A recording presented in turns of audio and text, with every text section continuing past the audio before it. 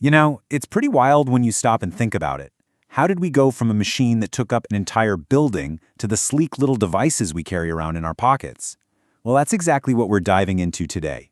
The incredible history of the computer. It is a fantastic story of invention, and it all kicks off with one simple question. Right. How on earth did a computer that filled a massive room, weighing literally tons, become something you can hold in the palm of your hand? I mean, really, how did we pull that off? That's the mystery we're going to unravel in this explainer. And this picture just says it all, doesn't it? On the left, that's the ENIAC from 1946. On the right, well, you know what that is. The journey between these 2 points is just an absolutely mind-blowing story of innovation, so let's get into how it all went down. Okay, so our story has to start with the true giants of the computing world. We're talking about these enormous machines, just mazes of wires, switches, and thousands upon thousands of glowing glass tubes. This was the very, very beginning of electronic computing. Meet the ENIAC. That stands for Electrical Numerical Integrator and Calculator, which is a mouthful. It was built for the military way back in 1946, and it was one of the very first large-scale electronic computers. And believe me, it was an absolute beast. The sheer scale of this thing is hard to wrap your head around. We're talking about almost 18,000 vacuum tubes. It took up the space of a small house, and it guzzled enough electricity to dim the lights in a small town. Now, for its time, it was incredibly fast, but its gigantic size and crazy power needs, well, that was a huge, huge problem. And here's the real kicker. Programming the ENIAC didn't mean you were typing code on a keyboard. Oh no. It meant you were physically rewiring the machine. For every single task. Can you imagine having to unplug and replug thousands of cables just to solve a different math problem? It was a massive, painstaking job. So the big question was, how do we get away from these room-sized behemoths? Well, the answer came in a technological revolution that kicked off what I like to call the Great Shrinking Act. The number one problem was the vacuum tube. You can basically think of them as tiny, fragile light bulbs that acted as on or off switches. They were bulky, they got blazing hot, and when you have 18,000 of them running at once, they were constantly burning out. Yeah, keeping the ENIAC going was a full-time repair job. And then came the solution, the transistor. It did the exact same job as a vacuum tube, acting as a tiny electronic switch, but it was solid, it was tiny, it was cool, and it was incredibly reliable. This one invention, this was the game changer. It was the key that unlocked everything. But you know, we didn't stop there.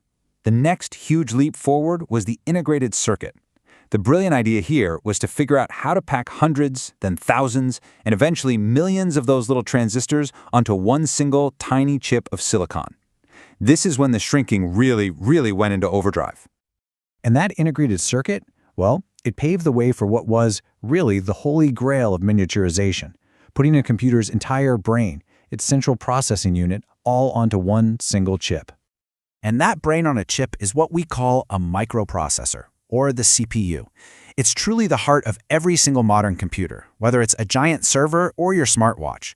It's the little engine inside that does all the heavy lifting and tells all the other parts what to do. I mean, just stop and look at this comparison for a second. On one side, you've got a machine that filled a room with 18,000 delicate, failing vacuum tubes. On the other, a chip the size of your fingernail with over 2,000 rock-solid transistors. The difference is just unbelievable. But wait, it gets even better. So get this. This tiny little chip, the Intel 4004 from 1971, had the exact same amount of raw computing power as that giant ENIAC. Let that sink in. All the power of a 30-ton, room-sized machine was now packed into something you could hide under your thumb. And the progress just exploded from there. By 2003, a single Pentium 4 processor had 178 million transistors on it. That is a colossal leap from the 2,300 in the Intel 4004, just 3 decades before. The growth was just exponential. Now, this incredible shrinking technology did something even more important than just making computers smaller.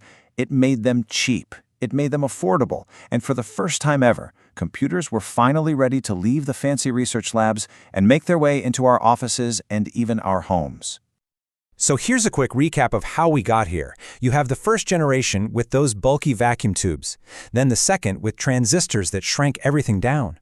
The third gave us integrated circuits which multiplied their power.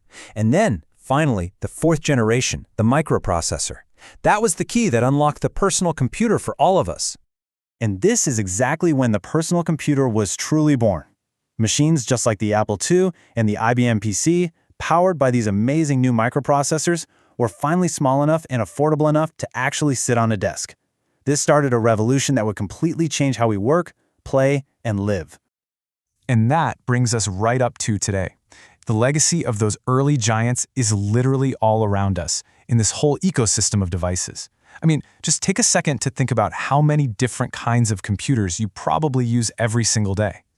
See, today's computer isn't just one thing, right? It's a whole family. You've got massive supercomputers predicting the weather, powerful workstations creating Hollywood movies, and it all scales right down to the smartphone that's probably in your pocket right now.